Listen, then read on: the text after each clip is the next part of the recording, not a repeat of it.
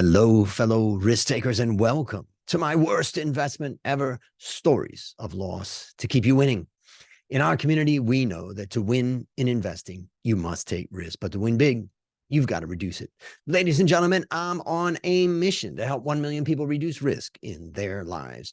And thank you for joining that mission today. Fellow risk takers, this is your worst podcast host, Andrew Stotts from A Stotts Academy. And I'm here with featured guest Jeremy Deal. Jeremy, are you ready to join the mission? I'm ready. I'm ready. Thanks for Yeah, having me.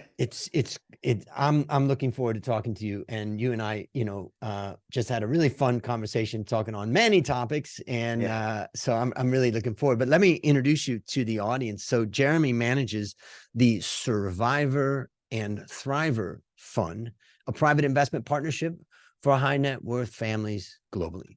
The fund makes multi-year investments in companies with substantial unrecognized earnings potential.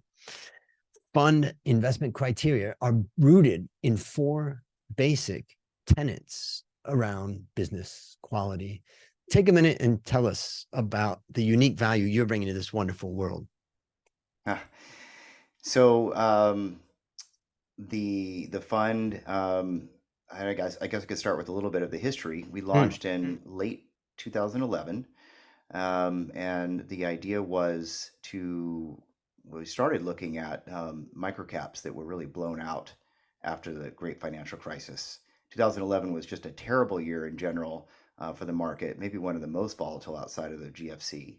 And so when we launched at the very end of the year, you could do a screen and there were just tons and tons of small companies that were trading for less than cash or nets, very, very low multiples. And initially we thought, well, let's not only invest in here, but look for activist opportunities. And so the initial investments were mostly smaller cap companies trading cheap, and that was really the only criteria, hoping they would re-rate. And the activist stuff went down the path a little bit, but realized over the course of a couple of years that the better opportunity was just in owning the right companies and not necessarily, the return on time or the return on brain damage was just not there for activism. So it's kind of set that aside and, started buying smaller, generally lower quality, cheap companies. And as they re-rated, selling them and looking for more things to do. So that was probably the first, let's call it two years of the fund. Mm. And when you think about that, that sounds to me like it's building a portfolio of just many. Because I have a friend of mine that's a client in US, and I was going to see him and bringing some of my model from Thailand and Asia, and he's like, I know your model. It's screening out all of these cheap stocks, and they all look like crap for a reason. And I said, yes, that's right. And then when you buy them all, they eventually go up. Is that Yeah. what you're doing? Well, I think that's how we started, Right. because I First think 2 years. initially that's how I started because initially, there was this tendency, I think like a lot of value investors, we just know how to look at the balance sheet and the income statement, look at the 10K and things like management quality or where a business is heading or a big shift in technology, for example, it's just not part of the equation. So at least in developed markets, absent a great financial crisis, what we started realizing was that when markets normalize, things are a lot more efficiently traded than maybe in other parts of the world. So cheap is usually cheap for a reason, and started to see that we were missing out on great compounders and great companies that actually had a chance to beat our index, which is the Mm. S&P 500. And it wasn't necessarily looking back at we can get into mistakes, but looking back, the mistakes were looking back at what we sold and what we bought. It was because as a kind of an IRR investor, a short-term investor, you're setting yourself up when it's only valuation. You're setting yourself up to be forced to sell when something hits some kind of evaluation that's pretty much made up in your mind. And some investors say, well, that's what the company would sell for if it was a private, if there was a private transaction, but there is no private transaction. I mean, that's just Mm, not the way it works. So unless the company's actually going to be sold. So we evolved the strategy after making many mistakes of really missing out, and understanding over time that businesses that were cheap for a reason. And those businesses were in structural decline. And even today, looking back at many of those early companies in our portfolio and the companies that I researched and followed many, many years before that, even going back to high school when I was going to the library to look at value line cheap stocks, most of those companies are still small. Most of them are still cheap. And they go through ups and downs either because they're cyclical, but generally they have a very, very low advantage, competitive advantage, and they're cheap for a reason. And it is really over the very long period, has very little to do with interest rates, but it has to do with the ability just isn't there for them to grow. mm, So we looked at what companies would we like to own and how do we think about those companies. So the ideal company is a company we can buy and develop some kind of an insight into why it could be much, much bigger in the future. And so it's not just thinking about ignoring valuation and saying, oh, we just hope that it grows, but really thinking about maybe a structural shift that's happening, or a transition that's happening, value migration that's happening. There's this Adrian Swelsky book on value migration that another investor recently brought to my attention. I had heard of it and thought about it, and so it's kind of fresh in my mind. A famous Indian investor called Utpal Sheath, and I was with him at a conference recently, and listened to him talk about how he thinks about long-term value versus short-term value. And so a lot of these concepts that he's fresh in my mind, and so his talks on mistakes are fresh in my mind. So um, I hope that all the viewers have a chance to look him up and listen mm. to some of his talks. So we can put a link in the show notes. But Yeah. And um, also, the value migration is how to think several moves ahead of the competition. yeah, so value migration, and so the way that the Adrian Swelsky, the writer of the book, Mm, defines it is he said, well, the brief definition is a flow of economic and shareholder value away from obsolete business models to more effective designs that are better able to satisfy customers' most important priorities. So I just read that. And so when you think about that, it doesn't necessarily mean that you're going to be disrupted by some massive shift in technology and you need to constantly chase that technology. What value migration covers is everything from manufacturing changes in manufacturing processes, or just becoming maybe a shift in a business model within a sector, um, learning how, culture, a shift in culture. And so if, for example, you could think about maybe a transition that Nike's going through from selling shoes to retailers to a direct-to-consumer model, or the shift that maybe Autodesk went through from selling licenses to like a SaaS model, the 30 plus billion-dollar value that was unlocked through that transition. mm, Um, so value migration is just it's really about where where value is seen, and closing that gap. So there's obviously really famous big examples of that, and there's all obviously very very small examples of that as well. But it's really about the customer and following the customer and what is most beneficial to the customer. So it could be, for example, the transition from in music that happened from having to go to buy a CD to being able to press a button and listen to music on Spotify or mm. YouTube. So that's an example where there was a tremendous amount of value migration. So um, we kind of look at the world, of course, still valuation rooted, but we look at the world in terms of kind of look at businesses in the form of four core qualities that really circle back to in different ways back to competitive advantage and quality. And the first one we want to understand is we want to know that the business model is adaptable and relevant in tomorrow's economy. So when we make an investment, Investing is about the future. That's different from trading. So trading this doesn't apply to. But making an investment is about making a bet essentially on the company's ability to grow and evolve in the future.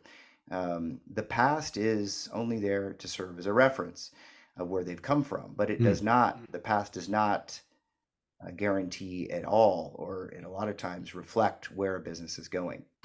So then we're looking for durable pricing power that's protected by a competitive advantage. And again, that competitive advantage can be intangible. It can be culture. It can be a shift that's happening. It can be a transition happening in the company, a transition happening in the sector. It could transition happening even bigger than that, the way people think. And the third thing we're looking for is capital allocation and a balance sheet strategy that supports the company's moat.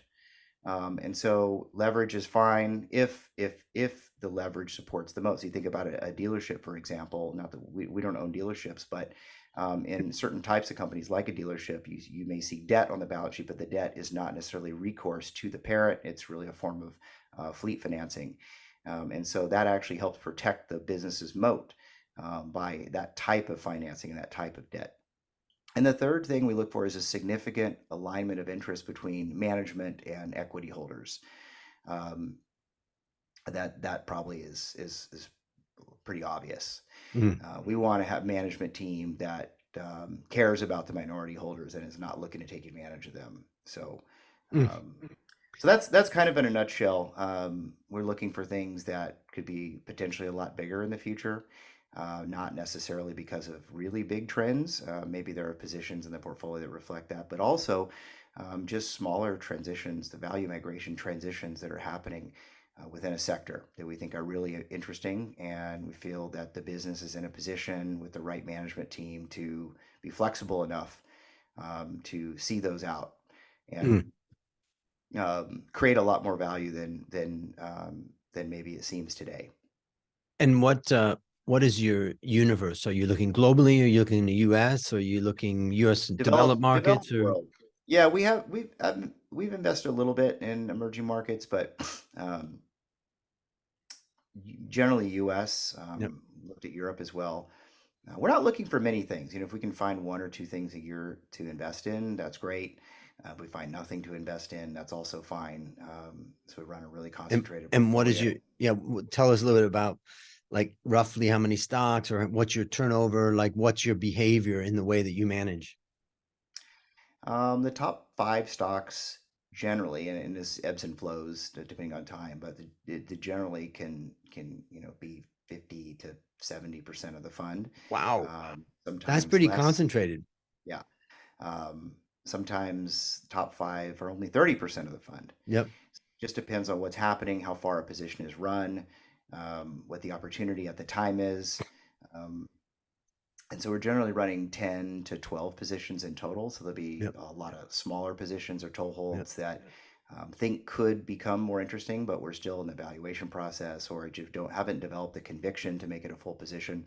And we also run kind of a special, we also still have special situations, a place for special situations in the portfolio. So those are generally, maybe 4 or 5%, where they're not long-term investments per se, but more shorter term. There's a catalyst like an acquisition or a restructuring or something, and I just still can't kick our roots. For example, during periods of real stress, sometimes the special situations can really offset in a positive way the Mm. other the others, and they can also be a drag during other times. So it's not necessarily a hedge. It's just every now and then, there's just special situations which feel like we have to do. But usually those aren't really large And I'm positions. assuming your turnover is extremely low. Yeah, it is fairly low. It is Mm. fairly low. On our core positions, it's extremely low. Right. So ideally, Yep. have definitely positions that we've owned for 4 or 5 years. Um, Not as long as the fund has been in business, but core positions are many several years old, and the smaller positions can turn. If we have Yep. a starter position, doing the work, and realize like this is just not what we thought. The competitive advantage isn't there. We just see something we don't like, or I talk to management, and realize the culture here isn't great, or there's something about it that I missed. We'll just sell the position.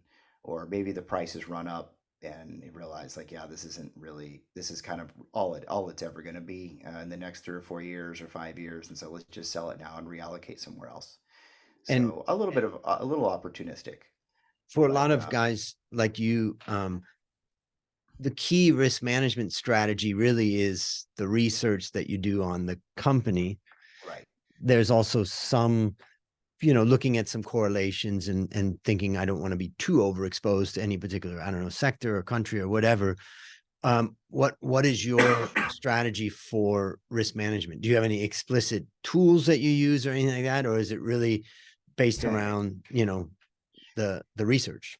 It's really research driven. Yeah. We're not managing for volatility per se. I mean, if we have a very high conviction position where we've developed some, like what Paul talks about, the Indian investor I referred to, Mm, if he talks about a differentiated insight. So when you have differentiated insight into a business and you've developed a thesis and and the conviction is there, and you can also see you could see the thesis is actually unfolding mm, as you'd hoped, if not better. The last thing you want to do is try to trade around market conditions. Oh, interest mm, rates are going up, we need to sell everything and wait and sit on the side. I think that introduces an enormous amount of risk, to be able to try to trade around macro things. mm, So I would say risk management is very much on trying to redefine the thesis and trying to kill the thesis all the time, mm, saying, okay, we liked this in 2015 for these reasons. Are those reasons still intact? Every quarter that goes by, do we see a little bit of progress? Do we see that the management team is fixing mistakes? Do we see that they're agile? Do we see that they spent too much in the fat years, and now in the lean years they're able to cut back aggressively? We like that. We want to see the evolution. We want to see the flexibility, the resilience of the management team. So what we wouldn't do is if they have a bad quarter or even a bad 2 or 3 quarters, we wouldn't just sell the position. If we think that things are still going in the right way, and the ultimate upside is multiples more than what we paid. So it is difficult because it mm, requires holding on when others can't hold, and it requires being willing to underperform sometimes for long periods of time. But um, and we can go into this, but mm, today investing means, as an investor, not a trader, but as an investor, the disruption risk that every business faces is very different today than it was even 5 years ago or 10 years ago. I think about when I started, the companies that was looking at, small retailers, things that just don't have an advantage. They had a little bit of an advantage back then, but today are just completely obsolete. So as technology finds its way into stable, steady Eddie businesses, there's just an enormous amount of disruption risk. And mm, so to ignore that and just to only look at the past numbers and the past returns on capital, I think is the source of a lot of mistakes that I've made and that I think other investors make as well. And so it's more important than ever to think about things in terms of competition, to think about a business model, to think about the soft things, to think about the intangibles, to think about the culture of the business, think about where is the business going, who is trying to disrupt them, and what is the prize for disrupting them, mm, and and trying to have your finger on the pulse of the value migration, because there's constantly value migrating in and out of a business and a sector and an ecosystem. So that's what I think more important to understand that and the mm, root of that versus just saying, hey, I bought this I paid too much for this and now I'm selling it for a loss and I'm moving on. Because when you don't learn from the root of the mistake, you're doomed to fail, or you're doomed to repeat it. And repeating it over and over, I think, has the really long-term effects that compound. Again, going back to what Utpal talked about in his talk on mistakes, the compounding effect of mistakes is quite dramatic, and not in the sense of constantly selling for a loss per se, but in the fact that you're not learning. So you can't evolve and you can't move forward. So when your framework for valuation or framework on what is value investing is just purely on price, you're always at a disadvantage because you're not able to hold the business through its evolution. Mm. Um, so there's still, it's interesting because when we started talking before we turned on the recorder, we went for a while.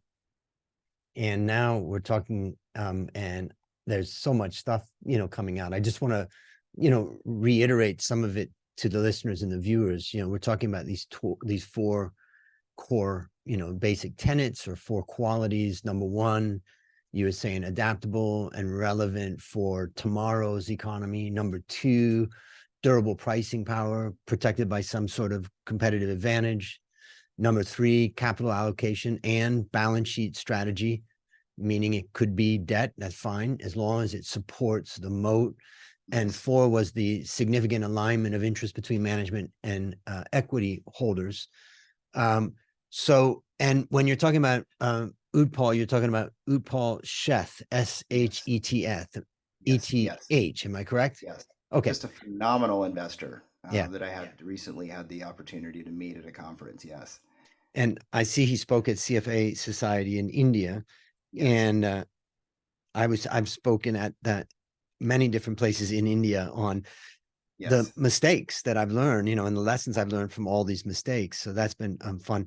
But we're gonna run out of time, and I just want to have you bring in a couple of, rather than telling the story so much, let's just review some of your thoughts about the mistakes that you've seen, that you've heard, that you've been thinking about, and then after that we'll wrap up. And I think we may have to do this again and go through some more Yeah, I'd love details. to. Yeah, Yep. sure, sure. So, the mistake I wanted to talk about, and again, going back to what Upal said in his talk on mistakes, this was funny enough is very similar to the kind of the notes that I had on this before even meeting him last week. Um, was that mistakes don't show up when generally over time. They show up. People forget about them.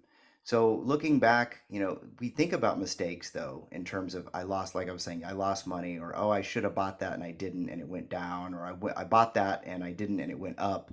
And so the one of the biggest mistakes I made was earlier in my career, so 2012. We bought Tesla for roughly what would be about $2 a share today, and sold it maybe 6 months or 8 months later for maybe 50% more than we paid. And so the punchline is we sold $100 million worth of Tesla stock for less than $1 million. Today's value.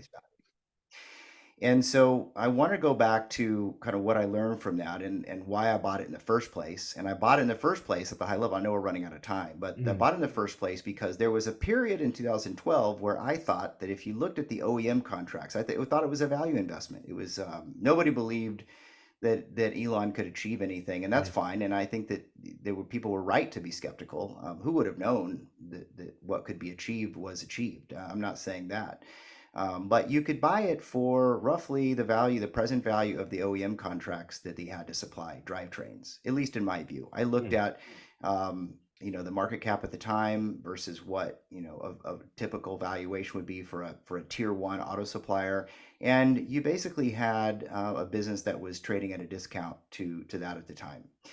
It didn't have necessarily traditional earnings, but it was easy to see that, okay, this is how much the business will earn from supplying these contracts.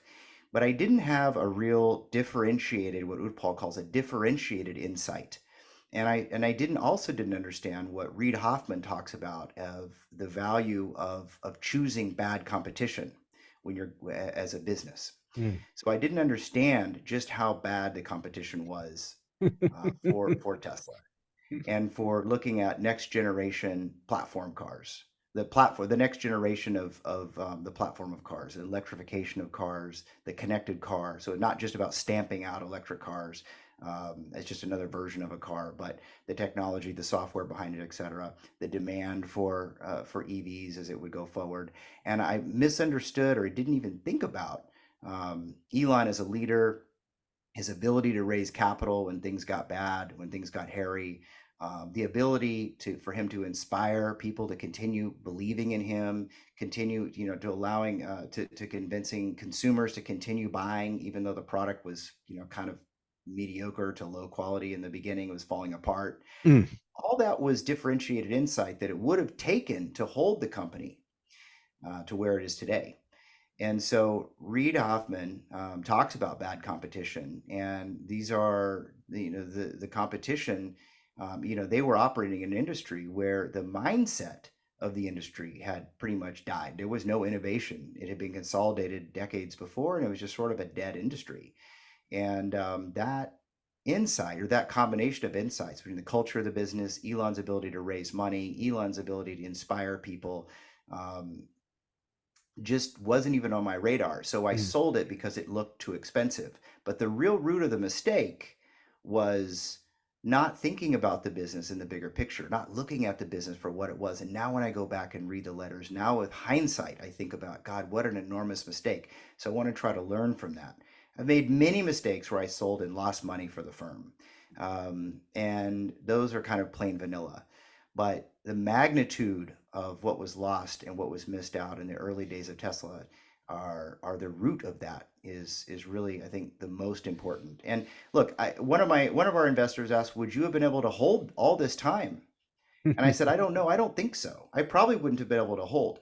But I guarantee that if I would have had, the better the insight I would have had into the business, the unique insight, the differentiated insight, the more conviction that I would have been able to have if I would have thought along that path, um, the longer I could have been able to hold as that value started to reflect the much greater opportunity that was in front of the business and not behind the business. So And maybe so you won't would have only had the guts to sell it for 70 million, not 100 million. Yeah, yeah. So, like and again, I don't want to sound like, I mean, there's tons. In this business, you can't hit everything. You Yeah. can't hit all. We all have these stories of how we missed out on a hundred bagger. 38% of the S&P 500 are hundred baggers, Yeah. and they're hundred baggers. Most of them that have happened in less than 50 years. So they still would have beat the S&P 500. We Mm. can't blame ourselves for missing these things. But I wanted to give a story about something where I feel like there was a lot of learning, and the root of the mistake was just simply not having any kind of insight into the business other than, wow, I think the OEM contracts make this business look relatively cheap. Mm. Um, Actually, 100 baggers. Well, that was episode 249, Chris Mayer and his great book, 100 Baggers, which That's is, right. he's an old friend of mine that I met when I was on the sell side here in Thailand Hmm. when he came. Well, we're running out of time. So listeners, there you have it. Another story of loss to keep you winning. Remember, I'm on a mission to help 1 million people reduce risk in their lives. Now, as we conclude, Jeremy, I want to thank you again for joining our mission. And on behalf of A Stotts Academy, I hereby award you alumni status for turning your worst investment ever into your best teaching moment. Do you have any parting words for the audience?